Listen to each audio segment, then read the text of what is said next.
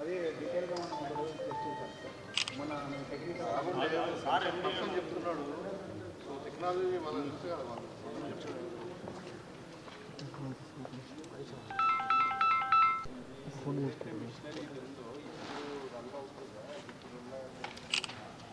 Recovery వస్తుందా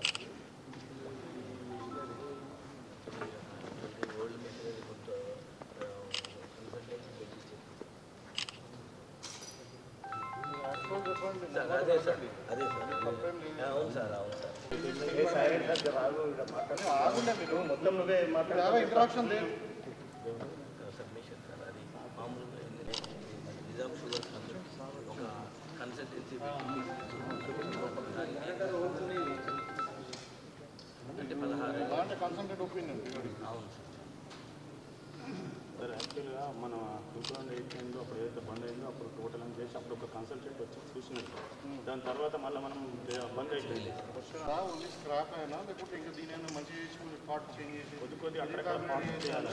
అవును sir. DPR recovery కూడా చూసుకోవాలి. అంటే అప్పుడు ఉన్న ఈ మిషనరీ అప్పుడున్న టెక్నాలజీకి సో అది ఇప్పుడు రికవరీ నెట్వర్క్ అనేది ఆల్రెడీ 64 సార్. మీ డిపార్ట్మెంట్లో అగ్రికల్చర్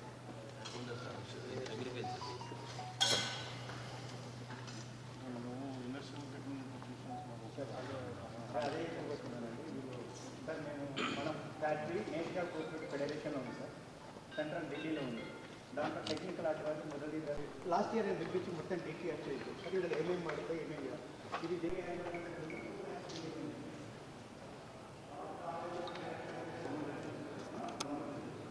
ఇది వస్తే తీసుకుంటే మంచిగా ఉంటుంది ఇట్లా కదా. ఇప్పుడు చిన్న క్లాస్లో స్కూల్ పోయినప్పుడు నీడుగా అది అక్కడ పోవటం ఆగిపోయింది. ఏం శ్రీనివాస్ ప్రైవేట్ వాళ్ళని ప్రైవేటేషన్ చేయకూడదని ఏకైక సహకారంగా నడపాలనేది ఇక్కడ సార్ ఇక్కడ ఒక 3 ఏకర్స్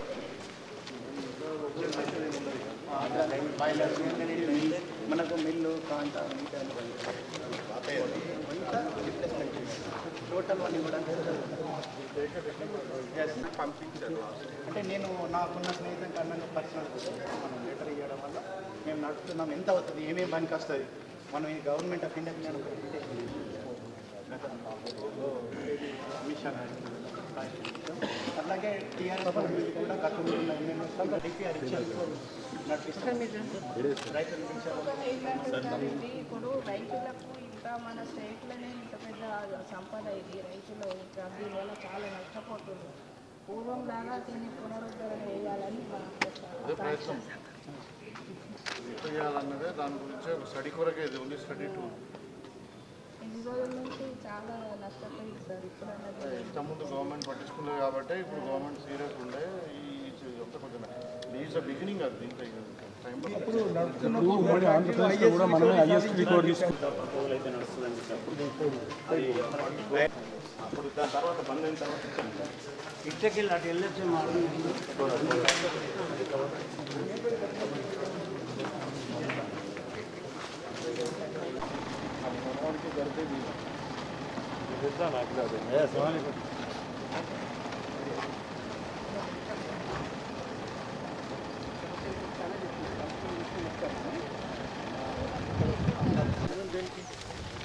గతంలో మనం అమ్మకుండా ప్రైవేటేషన్ ల్యాండ్ గెలిచింది, ట్రిబ్యునల్ ఇచ్చింది.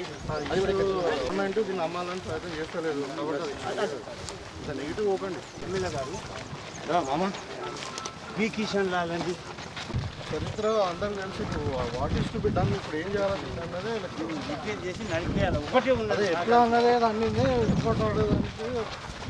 స్టడీ చేయడానికి ఏమన్నారు సార్, అందుకొరకే మేము అంటున్నాం. సహకార రంగంలో ఒక్కటే ఉన్నది సార్. దీనికి 100 కోట్లతో నడుస్తుంది సార్. దానికి 1000 కోట్లు రావాలి సార్. అందుకు 100 కోట్లు నడిచేదాన్ని మొదలు చాలు చేయండి అని దాని గురించి మాట్లాడకూడదు. మీరు బోధన ఫ్యాక్టరీకి ఎదురుగా ఎందుకు ఈ ప్రాంతంలో కూడా మన ఎమ్మెల్యే గారు 15,000 మందికి ఉపాధి కల్పిస్తుంది. కాబట్టి ఈ ఫ్యాక్టరీని తెరవడానికి తమరు వృద్ధి చేయాలని చెప్పేసి అంతకుముందు గతంలో ఏంటంటే చెరుకు పెట్టే వాళ్ళు ఎవరున్నారు అనే ఒక ప్రశ్న వచ్చింది గత ప్రభుత్వంలో వచ్చింది చెప్పడం జరిగింది. అయితే దాన్ని పట్టించుకోలేదు. ఈనాడు కాంగ్రెస్ ప్రభుత్వం వచ్చిన తర్వాత చక్కెర ఫ్యాక్టరీలను మేము పునః చెప్పారు కాబట్టి దయచేసి మన ఫ్యాక్టరీని కూడా ఈ సారంపూర్ ఫ్యాక్టరీని పునరుద్ధరించాలని రైతులు చెరుకు పెట్టడానికి సిద్ధంగా ఉన్నారని ఒక 15,000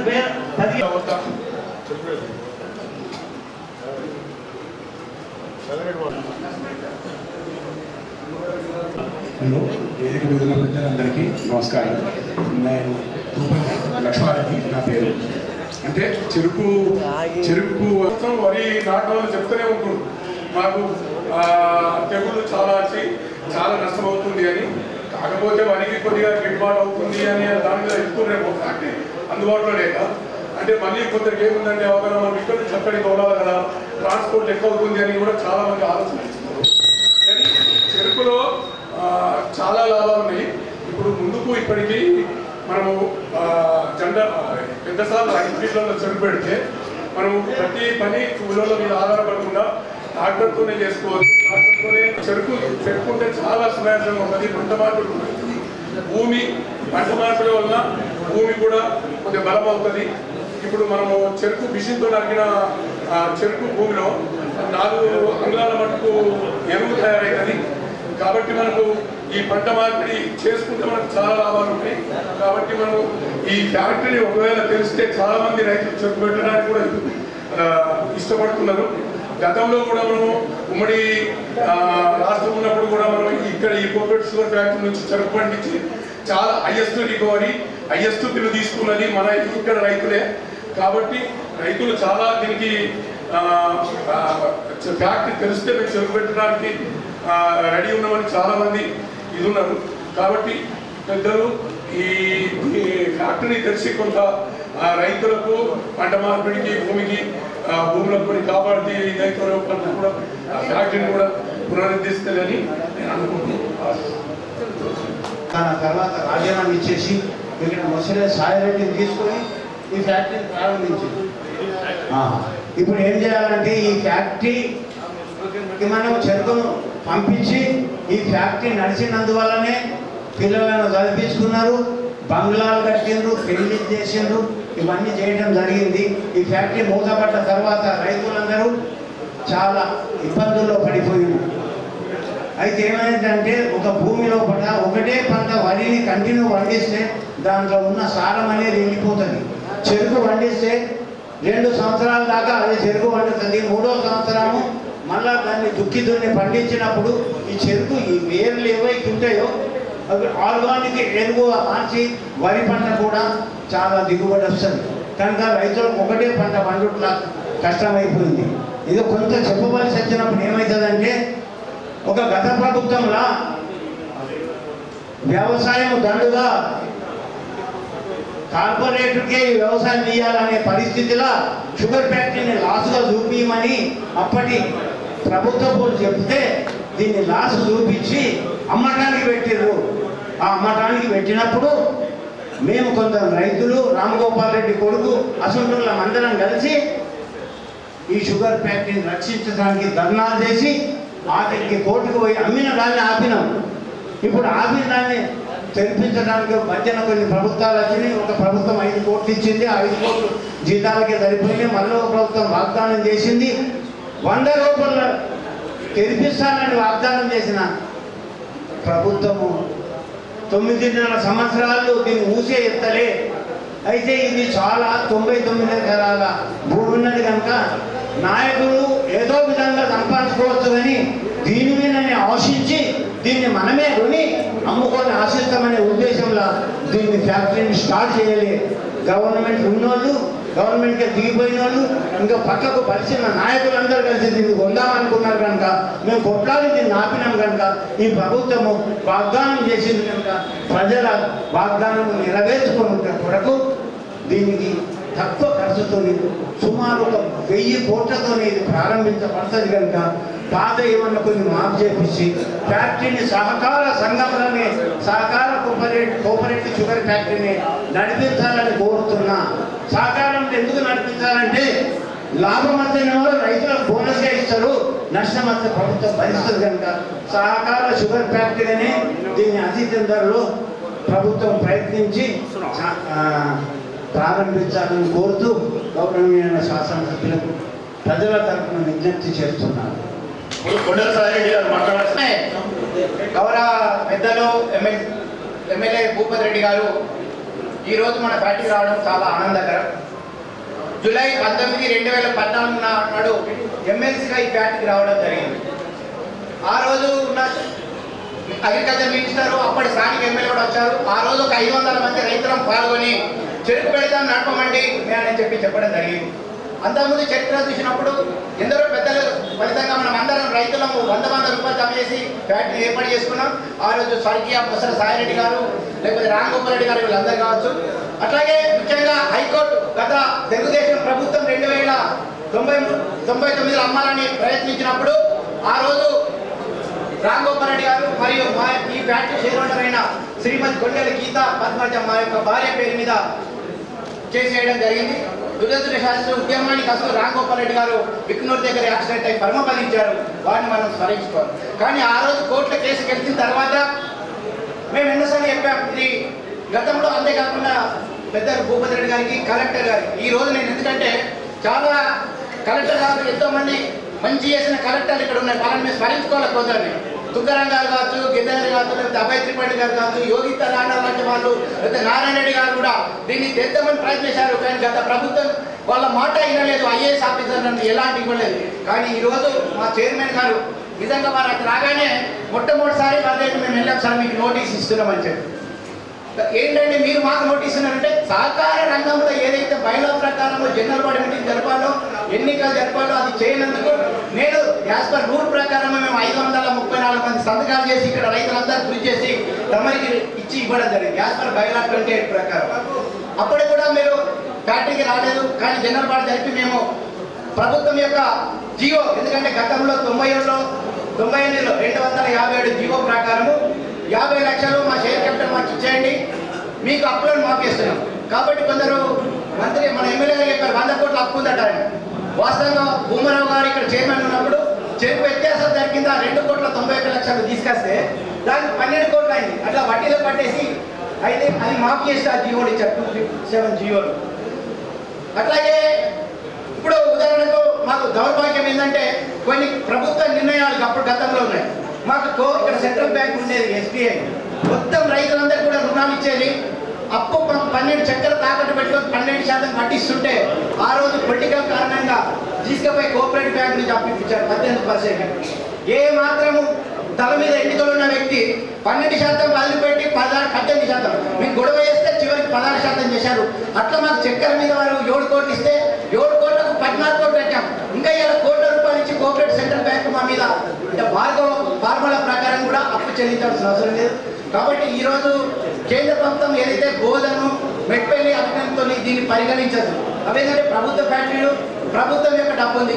కానీ ఇక్కడ మా రైతుల వాటాధనము 2,35,00,000 ఉంది, ప్రభుత్వ వాటాధనం 50 లక్షలే ఉంది. అంతేకాకుండా ఈ అప్పులు అనేది మేము ఎవరైనా కూడా చేసినాయి కదా, రాష్ట్ర ప్రభుత్వం ఇచ్చినాయి కొన్ని, మొత్తం 25 కోట్లే అసలు ఉంది. 25 కోట్లే అసలు ఉంది. కానీ కొందరు రాజకీయ స్వార్థ పరంగా 7,16,00,000కు 11 కోట్లకు కొనడానికి వెళ్ళారు. అంతేకాకుండా దయచేసి మరో అన్యత భావించవద్దు. గతంలో ఇక్కడ ఒక మినిస్టర్గా ఉన్న ఎమ్మెల్యే గారు, ప్రస్తుత శాసనసభ్యులు, వారికి మేము అందరం మొదలుపెట్టుకున్నాం. ఈ రోజు లక్ష్మణరెడ్డి గారు ఇక్కడ ఉన్నారు. అలా 70,000 టన్నులు ఉంది సార్, నేను 50,000 టన్నులు పక్క ఫ్యాక్టరీ నుంచి తీసుకొస్తాను, ఫ్యాక్టరీ నడపడానికి చెప్తే కూడా వారు ఈ ఫ్యాక్టరీ నడపకుండా ఆ రోజు మంత్రిగా ఉన్నారు. ఎందుకంటే ఇక్కడ విషయాలు పార్టీలు వస్తుంటాయి పోతుంటాయి. దయచేసి మేము ఏ పార్టీ కాదు, మేము రైతు పార్టీ, రైతు కులం. నేను ఒకటే కోరుకుంటున్నా, మీ ప్రభుత్వానికి మేము పూర్తి సహకరించడానికి సిద్ధమన్నాం, ఎమ్మెల్యే గారి, కలెక్టర్ గారికి. కాబట్టి నేను కూడా చెప్పాను, ఇంకా ఈవెంట్ లో బంధువేదలు బాబాయికి ఆశపడలేదు అని బతుకుండగా ఫ్యాక్టరీలు అడుగు పెట్టలేమని చెప్పాను. నేను ఈరోజు కూడా చెప్తున్నాను, ఇది సహకార రంగంలో నడపండి, మీకు పూర్తి సహకారాన్ని అందిస్తాం. నేను ఈరోజు ఈ యొక్క ఫ్యాక్టరీకి అధ్యక్షులుగా అందరు రైతులు అధ్యక్షునే కాదు, ICR బోర్డు మెంబర్గా కూడా మళ్ళీ 3 ఏళ్ళకి ఇచ్చారు. నిధి దట్ ఈస్ ప్రోటోకాల్ ప్రకారం కూడా అఫీషియల్ నేను యాజ్ ఎ టుడే ఐకార్ ఏదైతే జాతీయ సంస్థ ఉందో దానికి బోర్డు మెంబర్. అంటే కానీ నేను దాన్ని గౌరవించాలని నేను కోరుకోవడం లేదు. ఒకటి కోరుతున్నా, మాకు నమ్మకం ఉంది. మా భూపతి రెడ్డి గారు మా ఊరు సభ్యులు, మా ఊరు శాసనసభ్యులు. ఇక్కడ 5 శాసనసభ్యులు ఉన్నారు. అందులో బీజేపీ కావచ్చు, కాంగ్రెస్ గారు మేనిఫెస్టోలో పెట్టి ఈ ఫ్యాక్టరీని జరుగుతున్నందుకు మేము మరీ మనస్ఫూర్తిగా అభినందిస్తున్నాం. రాజకీయాలకు అతీతంగా మీకు పూర్తి సహకారాన్ని అందిస్తాం. కమిటీ వేయండి, రైతులతో చర్చించండి. మేము చెరుకు పెట్టడానికి సిద్ధంగా ఉన్నాం, ఇప్పుడు కూడా చెరుకు పెడుతున్నాం. కాబట్టి భవిష్యత్తులో ముఖ్యంగా కలెక్టర్ గారు వారి పేరులోనే రాజీవ్ గాంధీ హనుమంతి. గాంధీ అంటే గ్రామీణ స్వరాజ్యము, సహకార వ్యవస్థను కోరుకున్న గాంధీ మహాత్ముడు మనకు స్వాతంత్రం తెచ్చాడు. అట్లాగే హనుమంతు గారు, హనుమంతు అంటే హనుమంతుడు ఎక్కడైతే ఉంటాడో అక్కడ విజయం వస్తుంది. కాబట్టి హనుమంతు జెండాపై కపిరాజు అనేది అయితే చదువుకున్నామో నాకు పూర్తి విశ్వాసం ఉంది. ఇంకా 2 ఏళ్ళు ఉంటే 1 సంవత్సరం అయింది. ఈ 2 ఏళ్లలో మీకు పూర్తి సహకరించి ఈ ఫ్యాక్టరీని నడిపి ప్రదర్శిస్తారని చెప్పాను. మీరు నేను అనుకోకండి సార్, మీకు ఇష్టం. నేను ఈ రోజు అంటున్నా, ఛాలెంజ్ చేస్తున్నాను. రాష్ట్ర ప్రభుత్వం మాకు ఒక్క 10 కోట్లు ఇచ్చినా సరే, రూపాయి ఇవ్వకపోతే కూడా 10 కోట్లు గతంలో కూడా మేము నారాయణ గారు చెప్పాను, ఇష్టం ఉండదు. కానీ మేము మాకు సెంట్రల్ గవర్నమెంట్ స్కీమ్ ఉందండి. 13,500 కోట్లు ఇప్పుడు 136 ఫ్యాక్టరీలు ఉపయోగించుకున్నాయి. 66 ఫ్యాక్టరీలు ఆల్రెడీ విత్తనాలకు వెళ్ళాయి. నేను ఆల్ ఇండియా చెరుకు విభాగం కన్వీనర్గా ఉన్నాను. ఆల్ ఇండియా చెరుకు కిసాన్ సంఘ ఆఫీస్ అధ్యక్షుడు పూర్తిగా. అంతేకాదు టెక్నికల్ అడ్వైజర్ కూడా గతం మేము అందరము సాయి వెజిటబుల్ సొసైటీ నుంచి పిలిచి అతనికి మేము ఇచ్చి ఫిజికల్ రిపోర్ట్ కూడా తీసుకున్నాం. చాలా మంది మా రైతులు అంటారు, ఎందుకంటే ఇప్పుడు నేను పిలుస్తున్న సాయిరెడ్డి గారు ఫ్యాక్టరీ నడవదని చేయదు, ఎందుకు అతను పిలుస్తున్నాం అంటే, కానీ అది ఉంది. అతని రిపోర్ట్ కూడా తయారు చేశారు.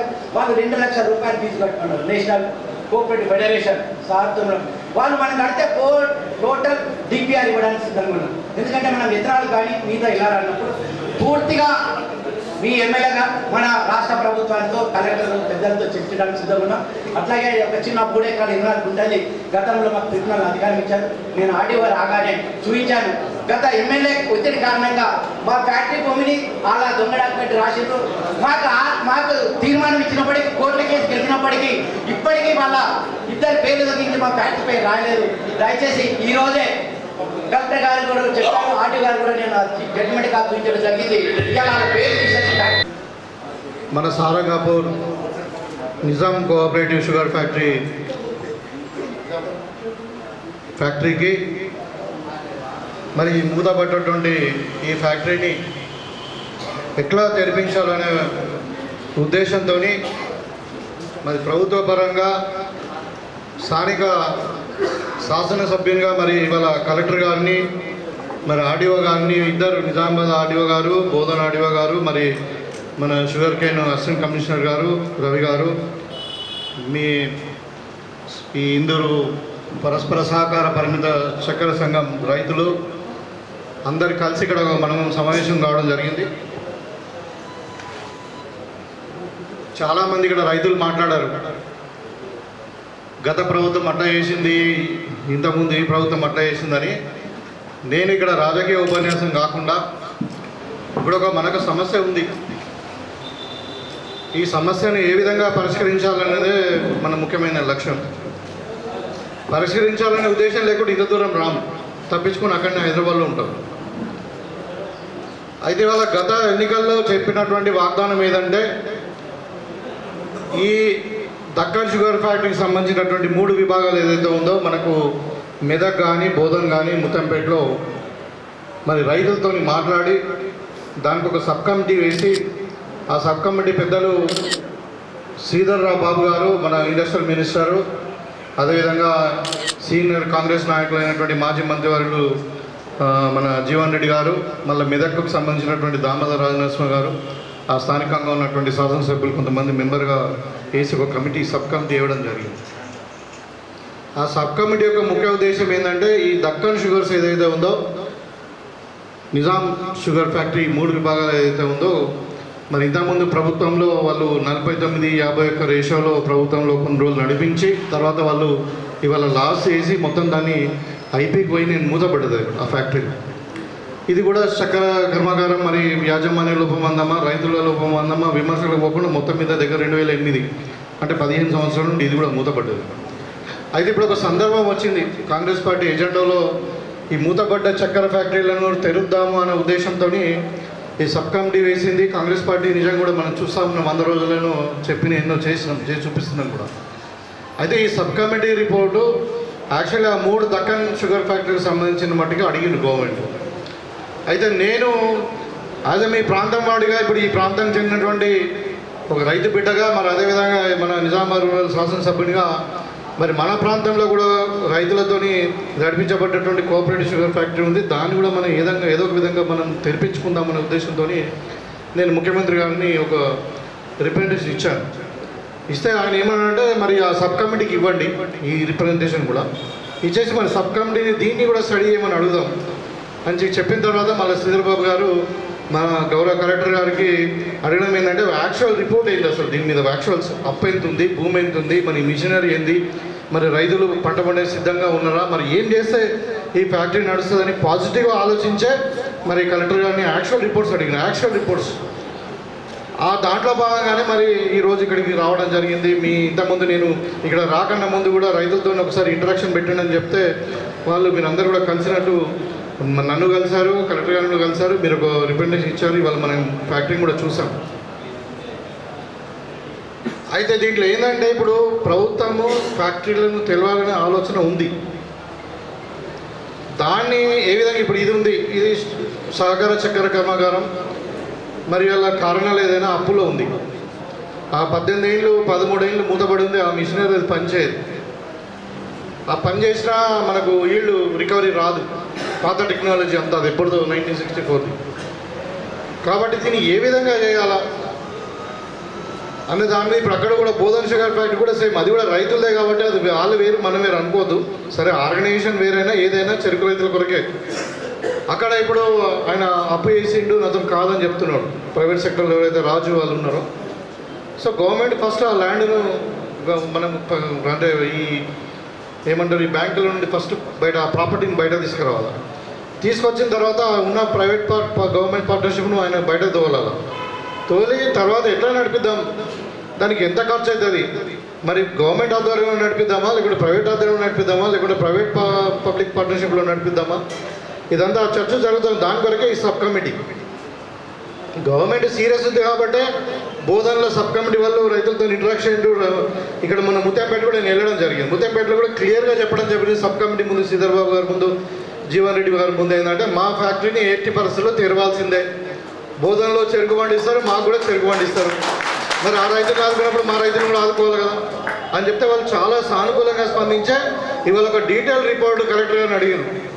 టెక్నికల్గా ఏముంది చూసి దాని తర్వాత మళ్ళీ టెక్నికల్ అడ్వైస్ తీసుకొని దాన్ని డీటెయిల్గా కనుక్కున్న తర్వాత ఫీజిబుల్ అవుతుందా కాదా, మరి రైతులు ఏమంటున్నారు, మీ సలహాలు కూడా తీసుకున్న తర్వాత ఒక రిపోర్ట్ తయారు చేసిన తర్వాత గవర్నమెంట్ తర్వాత నిర్ణయం తీసుకుంటుంది. అయితే నేనేమంటున్నా అంటే మీరు నిజంగానే సరే ఆ చర్య జరుగుతూ ఉంటుంది ఒకవైపు, మీకు రైతులకు కూడా నేను సలహా ఇచ్చేది ఏంటంటే ఇవాళ మనం చూస్తూ ఉన్నాం పంట మార్పిడి కోరుకుంటూ ఉన్నాం. 2 పంటలు ఒకటే వరి వేయడం వల్ల ఇవాళ ఇప్పుడు కరువు వచ్చింది, కొంచెం నీళ్లు మన ప్రాంతంలో ఉన్నాయి కానీ ఇప్పుడు వేరే ప్రాంతాలలో మన కెనాల్స్ ఉన్నాయి కాబట్టి వేరే ప్రాంతాల్లో బోర్లు ఎండిపోతున్నాయి. అంటే వరికి చెరుకుకు డిఫరెన్స్ ఏంటంటే ఒక వరి పంట 1 ఎకరానికి పండించేంత కావాల్సిన నీరు చెరుకుకు 5 ఎకరాలు పండించవచ్చు. మేము ఒక స్టడీ టూర్ కూడా వెళ్ళాం మహారాష్ట్రలో ఒకసారి. అక్కడ వాళ్ళు డ్రిప్ ఇరిగేషన్తో చెరుకు పండిస్తూ ఉన్నారు. పెద్ద పెద్ద విడల్పు గిర్రలు వేసి డబుల్ నాటుతారనమాట. అంటే కొంచెం దూరం ఉండే మనలా గిర్రలు కాదు ఉండి 2 వరుసలు ఒకటే దగ్గర నాటుతారు, మళ్ళీ ఒక ½ మీటర్ తర్వాత మళ్ళీ 2 వరుసలు నాటు. దానికి ఆ గాలి ఎక్క తరగడం వల్ల మళ్ళీ ఈ డ్రిప్ వాడడం వల్ల ఆ సీడ్ కూడా కొత్తది, అది మన పాత సీడ్లా కాకుండా దాంట్లో విపరీతమైన మొలకలు వచ్చి ఒక్కొక్కదానికి 50-30 మొలకలు వచ్చి దగ్గర 80 నుండి 90 క్వింటాలు టన్నులు వాళ్ళు ఇక్కడ తీస్తున్నారు. సో అయితే వాళ్ళ గిట్టుబాటు ధర కూడా ఇస్తున్నది ఇక్కడ ప్రభుత్వం, 3,500 రూపాయలు ఇస్తున్న మహారాష్ట్రలో. అంటే ఇప్పుడు మన దగ్గర ఆ రకంగా చెరుకు పంట పండిస్తే అక్కడ 3 సంవత్సరాలు తీస్తారు. ఒక సంవత్సరం మొట్టమొదటి సంవత్సరం 50,000 ఖర్చు అవుతుంది. కానీ నీకు ఒక 60 టన్నులు వెళ్ళినా కానీ 2 లక్షల రూపాయలు అంటే నీకు ఎంత అవుతుంది, 1,50,000 రూపాయలు లాభం వస్తుంది ఒక 1 ఇయర్. అట్లా రెండో పంటకి 30,000 ఖర్చు అవుతుంది, 50,000 కాదు. ఇంకా మూడో పంటకి ఇంకా తక్కువ. సో చెరుకు పంట అనేది వరి కంటే చాలా లాభదాయకమైంది యాక్చువల్గా. అయితే ఇక్కడ ప్రాబ్లం ఏంటంటే మేము అడిగినాం ఆ రోజు, ఇప్పుడు మన షుగర్ కేన్ ఈ సబ్ కమిటీ వచ్చినప్పుడు బోధనలో కానీ ముత్తంపేటలో మేము అడిగినామంటే రైతులు పెట్టడానికి సిద్ధంగా ఉన్నారు. కానీ మహారాష్ట్రలో ఇచ్చినటువంటి ఏదైతే సిస్టమ్ ఉందో డ్రిప్ ఇరిగేషన్ ఇవ్వడం కానీ ఆ సీడ్ కూడా అడ్వాన్స్డ్ కొత్త సీడు హైబ్రిడ్ లాంటి సీడ్ ఇచ్చి దాంట్లో షుగర్ పర్సంటేజ్ కూడా ఎక్కువ వస్తుంది. ఎక్కువ ఈల్డ్ వస్తుంది, ఎక్కువ షుగర్ కేన్ పర్సెంటేజ్ వస్తుంది. అదే కాకుండా మళ్ళీ వాళ్ళకి కావాల్సిన ట్రాన్స్పోర్ట్ కానీ హార్వెస్టింగ్ ఛార్జెస్ కానీ ఇవన్నీ కూడా గవర్నమెంట్ బేర్ చేయాలా అని చెప్పి మేము పబ్లిక్ రిప్రజెంటేటివ్గా ఒక స్థానిక రిప్రజెంటేటివ్గా మేము చెప్పడం జరిగింది. వాళ్ళందరూ కూడా నోట్ చేసుకున్నారు. నేను రైతులకు మీకు ఏమంటున్నానంటే ఇవాళ మనకున్న పెద్ద సమస్య ఏంటంటే పంట మార్పిడి ఒక పెద్ద సమస్య. ఎందుకంటే భూసారం అనేది తగ్గిపోతుంది. మనం పంట మార్పిడి ఒక 2 సంవత్సరాలు చెరుకు పండించితే మీరు వరేయండి, మీరు తక్కువ ఫర్టిలైజర్తో ఎక్కువ ఈల్డ్ వస్తుంది, నీళ్ళు తక్కువ పడతాయి. చెరుకు అనేది రోగాలు ఎక్కువ రావు, వరద వచ్చినా ఎండ వచ్చినా తట్టుకుంటుంది. సో అది పెద్ద పంట వచ్చినప్పుడు కూడా రైతుకు ఒక 5 ఎకరాలు ఉన్న రైతుకు 10-15 లక్షలు వస్తే వాళ్ళు ఏదైనా కొనుక్కోవడానికి కానీ ఇబ్బంది అంటే ఈజీగా ఉంటుంది. సో అందుకని ఇప్పుడు ఇక్కడ ఉన్న రైతు కూడా చెప్పారు, మేము అన్నీ కూడా మేము చెరుకు పంట కానీ అమ్మినప్పుడే మేము బంగారం కొన్నాము, లేకపోతే ఇల్లు కట్టుకున్నాము, బిడ్డల పెళ్లి చేసామని చెప్పి. ఆ పరిస్థితి ఇక్కడ రావాలి. మళ్ళీ మనం ఉన్న స్థానికంగా ఉన్న రైతులే కాకుండా ఇక్కడ లేబర్ కానీ ఇక్కడ లోకల్గా ఎంప్లాయ్మెంట్ జనరేషన్ కావాలి. ఇక్కడ మేము మన కాలనీ కూడా వెళ్ళినప్పుడు అందరూ కూడా పాపం షుగర్ ఫ్యాక్టరీ ఎంప్లాయీస్ ఉన్నారు, వాళ్ళంతా కూడా నిరుద్యోగులు ఉన్నారు. సార్ దయచేసి ఫ్యాక్టరీ తెరిపోయింది, మాకు అంత ఉపాధి వస్తుంది, ఈ ఏరియా అంతా బిజినెస్ డెవలప్ అవుతుంది, యాక్టివిటీ ఉంటుందని చెప్తే తప్పకుండా చూస్తామని చెప్పి మనకు అవకాశం వచ్చింది. ఇక్కడ ముఖ్య ఉద్దేశం మీరు అందరూ కూడా అర్థం చేసుకోవాలి ఏంటంటే మీ సలహాలు విన్నాం, మేము మీ రిప్రజెంటేషన్ తీసుకున్నాము. సో ఇప్పుడు ఎప్పుడైతే గవర్నమెంట్ ఈ దక్కన్ షుగర్ ఫ్యాక్టరీస్ బోధన్ కానీ ముత్తంపేట ఓపెన్ చేయాలని నిర్ణయించుకుందో ఇది కూడా సాధ్యమవుతుందని ఆశ నాలో కలిగింది. అందుకని నేను ఇనిషియేటివ్. సో డెఫినెట్గా మనం పోరాటం చేద్దాం. అవి ఓపెన్ అయితే సరే, అది గవర్నమెంట్ ఫ్యాక్టరీ, ఇది కోఆపరేటివ్ షుగర్ ఫ్యాక్టరీ. మనం కోఆపరేటివ్ షుగర్ సిస్టంలోనే ఫ్యాక్టరీ నడిపేయాలని మీరు అందరూ కోరుకుంటున్నారు కాబట్టి తప్పకుండా అదేవిధంగా అవుతుందచ్చు. దీనేం అమ్మారు, దీనేం ప్రైవేట్లకు అప్పచెప్పారు, అది మాత్రం నేను చెప్పగలుగుతాను. అంటే అందుకని దాంట్లో అప్రహెన్షన్స్ అవసరం లేదు. ఇంకా మనం ఆ కోర్టు పోయి ఇది పోయి, ఎందుకంటే దీంట్లో ఏమవుతుందంటే కోఆపరేటివ్ షుగర్ ఫ్యాక్టరీ అంటున్నాం, అందులో ఉన్న సభ్యులు రైతులు మనకు గవర్నమెంట్ కోఆపరేట్ చేయకుండా గవర్నమెంట్ కూడా పట్టించుకోదు. ఇవాళ 10-15 సంవత్సరాల తర్వాత ఒక ప్రభుత్వం, రైతు ప్రభుత్వం వచ్చి రైతులను ఆదుకుందాము, పంట మార్పిడి చేద్దాము, షుగర్ కేన్ పండిద్దాము అనే ఆలోచనలో పాజిటివ్గా ఉన్న ప్రభుత్వంతో మనము ఇంకా మనం ఆర్గ్యుమెంట్స్ పెట్టుకొని లేకపోతే ఇంకేదో వేసి మన కండిషన్స్ అన్నీ పెట్టేసి అంటే కాదు. మీరు రైతులు కూడా ప్రభుత్వాన్ని కోఆపరేట్ చేయండి, రైతులు కూడా మీరు తప్ప కోఆపరేట్ చేయండి. మీరంతా విఘ్నులు, ప్రోగ్రెసివ్ అగ్రికల్చర్ ఉన్నారు. సో ఈ సందర్భంగా ఇక్కడ రైతులతో ఇంటరాక్షన్ కాదు, ఓన్లీ ఫ్యాక్టరీ విజిట్ చేద్దామని వచ్చాము. సంతోషం, మీరందరూ కూడా కలిసారు, మీ ఆలోచన కూడా షేర్ చేసుకుని ఇవన్నీ కూడా కలెక్టర్ గారు నోట్ చేసుకున్నాడు. మళ్ళీ ఇప్పుడు అసిస్టెంట్ కమిషనర్ షుగర్ కేన్ వాళ్ళు కూడా కొన్ని రిపోర్ట్ ఇచ్చారు.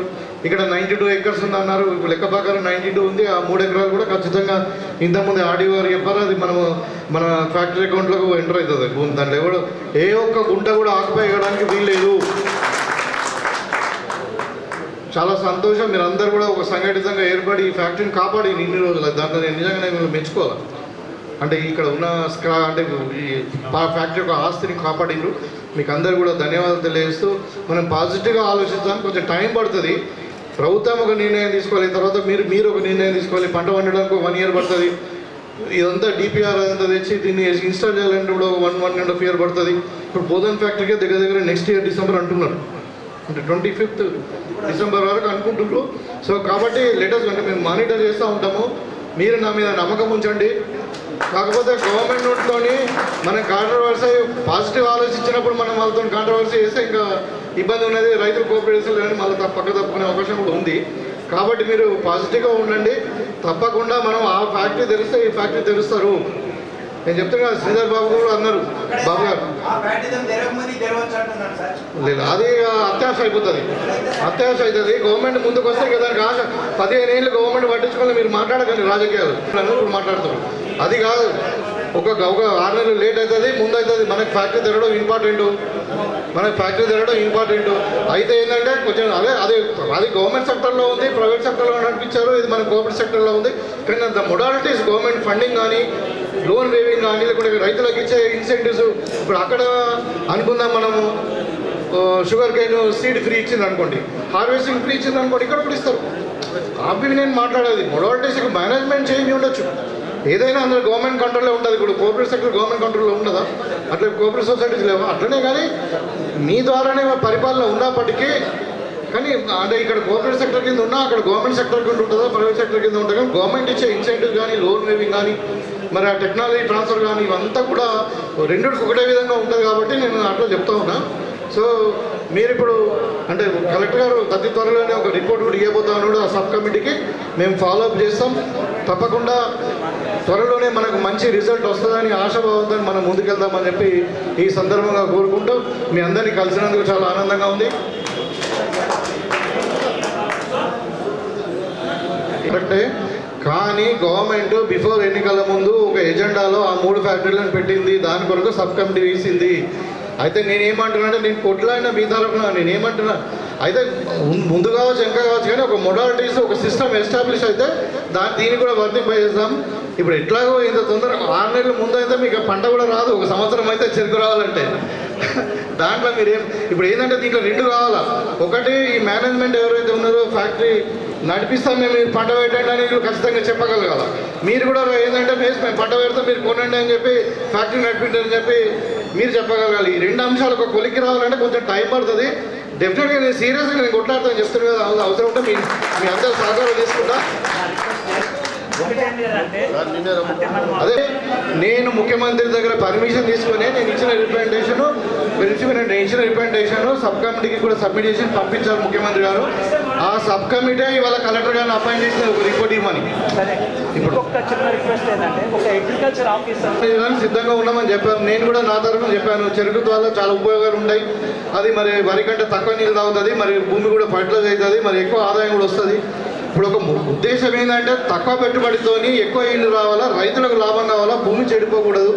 మనకు ఉన్న 3 సమస్యలు ఉన్నాయండి. ఒకటి వాటర్ కన్జర్వేషన్, ఎంత వాటర్ తక్కువ అయితే అంత మంచిది వాటర్ యూజ్. ఎందుకంటే గ్రౌండ్ వాటర్ తగ్గుతూ ఉంది, వర్షాలు ఒకప్పుడు ఉండొచ్చు ఉండకపోవచ్చు, అదొకటి. తర్వాత రైతులకు తక్కువ పెట్టుబడితో ఎక్కువ ఇల్లు రావాలి. తర్వాత పంట మార్పిడి జరగాలి, అవసరమైతే ఇంకా సేంద్రియ ఎరువు వైపు మనం పంట మార్పిడి జరగాలన్నది అందరూ ఆలోచన. సో దాంట్లో మోస్ట్ మనం ఈ రిపోర్ట్ అయితే రిపోర్ట్ పోయిన తర్వాత స్టార్ట్ చేద్దాం అనుకున్నప్పుడు ఏ రైతులు ఎంతమంది ముందుకు వస్తారు, దాని మినిమం కృషి కెపాసిటీ ఎంత ఉండాలా. ఇప్పుడు సపోజ్ 3500 టన్నులు రోజు కావాలనుకోండి, బోధన్ ఫ్యాక్టరీకి ఉంది, దీనికి సపోజ్ ఒక 1000 టన్నులు మనకు రోజు కావాలనుకోండి. సో 6 నెలలు ఫ్యాక్టరీ నడవాలంటే ఎన్ని ఎకరాలు పంట పండాలని ప్రణాళిక చేస్తాం. అది అప్పుడు రైతులతో మాట్లాడదాం, రైతులకు ఏమి ఇస్తాం, సీడ్ ఫ్రీ ఇద్దామా, లేకుంటే ఫర్టిలైజర్ ఇద్దామా, లేకుంటే ఇంకేజ్ ఇద్దామా, లేకుంటే హార్వెస్టింగ్ ఇద్దామా, ఏమి ఇద్దామనేది నెక్స్ట్ స్టెప్. అది దయచేసి తప్పకుండా మీరు అందరూ కూడా కోఆపరేట్ చేయాలని చెప్పి కోరుకుంటూ నేను సెలవు తీసుకుంటున్నాను. ఈరోజు సారంగపూర్ నిజామాబాద్ సహకార చక్కెర ఫ్యాక్టరీకి విచ్చేసిన స్థానిక ఎమ్మెల్యే గారు భూపత్ రెడ్డి గారు, ఆర్డీఓ నిజామాబాద్, ఆర్డీఓ బోధన్ గారు, ఎండి గారు, ఇక్కడికి విచ్చేసిన రైతులు అందరికీ నమస్కారాలు. సో మనకి last month Bodhan chicken factory visit గురించి ఆనరబుల్ మినిస్టర్ గారు శ్రీధర్ బాబు గారు వచ్చినప్పుడు మీ నుంచి కొంతమంది వచ్చి రిప్రజెంటేషన్ ఇవ్వడం జరిగింది. సో ఆ రోజు మినిస్టర్ గారు చెప్పింది ఏమంటే, సో మనకి సారంగపూర్ సహకార చక్కెర కర్మాగారం గురించి కూడా ఒక ఫ్యాక్చువల్ రిపోర్ట్, అంటే మనకి ఏమేమి ల్యాండ్స్ ఉన్నాయి, అదేవిధంగా మనకి లోన్స్ ఏమున్నాయి, అదేవిధంగా ప్రజెంట్ కండిషను అంటే ఫ్యాక్టరీ కండిషను, అదేవిధంగా ఈ ఫార్మింగ్ అంటే షుగరు పెంచడానికి కూడా రైతులు విల్లింగ్గా ఉన్నారా లేదా అనేది ఆ అన్ని పాయింట్ల మీద కూడా ఒక డీటెయిల్డ్ రిపోర్ట్ అనేది అడగడం జరిగింది. సో దాంట్లో భాగంగా లాస్ట్ టైం కూడా మనకి లాస్ట్ వీక్ ఒక 1 వీక్ 10 డేస్ బ్యాక్ కూడా సో మీ నుంచి ఒక 6-7 మెంబర్స్ వచ్చి మనకి ఫ్యాక్టరీ గురించి అదేవిధంగా ఎంప్లాయీస్ గురించి కూడా కొన్ని ఇష్యూస్ అనేది డిస్కస్ చేశాము. సో తర్వాత ఎమ్మెల్యే గారు కూడా ఒకసారి ఫిజికల్గా వెళ్ళి మనము అక్కడ ఫ్యాక్టరీ పరిస్థితులు కూడా చూసిన తర్వాత మీతో డిస్కస్ చేసిన తర్వాత రిపోర్టు పంపిద్దామనే ఉద్దేశంతో ఈరోజు మనము ఇక్కడ విజిట్ చేయడం జరిగింది. సో మీరందరూ కూడా చాలా వాల్యుబుల్ సజెషన్స్, మీకు ఏవైతే అంటే మీకు ఉన్న ఎక్స్పెక్టేషన్స్ కానీ మీరు అనుకుంటున్న టైం లైన్స్ ఏవైతే ఉన్నాయో సో అవన్నీ కూడా మేము రిపోర్ట్లో పొందుపరిచి ఒక డీటెయిల్డ్ రిపోర్ట్ అనేది గవర్నమెంట్కి పంపించడం జరుగుతుంది. ఎండి గారు కూడా ఉన్నారు. సో కాబట్టి ఆ రిపోర్టు పంపించిన తర్వాత మనకి ఫర్దర్ ఎమ్మెల్యే గారు కూడా మేము కూడా దాన్ని ఫాలోఅప్ చేయడం జరుగుతుంది. సో మీరు లాస్ట్ వీక్ నా దగ్గర చెప్పిన పాయింట్స్, అదేవిధంగా ఈరోజు కూడా ఏవైతే మీరు కన్సర్న్స్ రైజ్ చేశారో అవన్నీ కూడా మేము ఇంక్లూడ్ చేసి ఒక డీటెయిల్ రిపోర్ట్ అనేది మేబీ విత్ ఇన్ ఒక 1 వీక్ టైంలోనే మేము గవర్నమెంట్కి పంపించడం జరుగుతుంది. సో ఈరోజు ఫ్యాక్టరీ చూసాం కాబట్టి సో ఏదైతే మీరు అనుకుంటున్నట్లుగా మేబీ ఆ రీఫర్బిషర్ కానీ అదర్వైజ్ ఏమైనా టెక్నికల్ ఒపీనియన్ కావాలా అది కూడా మేము దాంట్లో ఇంక్లూడ్ చేసి పంపించడం జరుగుతుంది. ఎందుకంటే మీరు మాట్లాడినా మేము మాట్లాడినా ఆ టెక్నికలిటీస్ అనేది మనకి అంతగా తెలియవు కాబట్టి ఆల్రెడీ సాయిరెడ్డి గారు అన్నారు లాస్ట్ ఇయర్ ఎన్సిఎస్ఎఫ్ నుంచి కూడా వచ్చి విజిట్ చేశారు, డిపిఆర్ ప్రిపేర్ చేశారు అనేది అవన్నీ కూడా ఇష్యూస్ దీంట్లో మేము డీటెయిల్గా రాసి పంపించడం జరుగుతుంది. సో గవర్నమెంట్ ఫర్దర్ ఏదైతే డెసిషన్ తీసుకుంటుందో దానికి అనుగుణంగా కూడా మనము ఫర్దర్గా స్టెప్స్ తీసుకుంటామని చెప్పుకుంటున్నాము. సో ఈ సమావేశానికి వచ్చిన మీ రైతులందరికీ కూడా ధన్యవాదాలు. Thank you.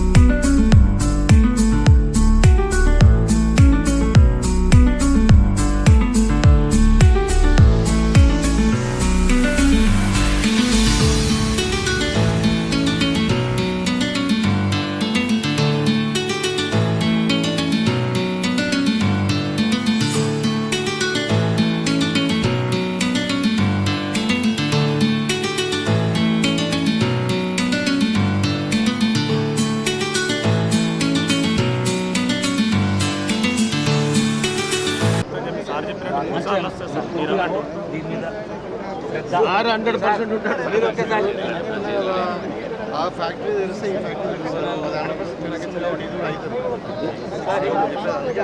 చాలా మంది ఉపాధి కలుగుతుంది.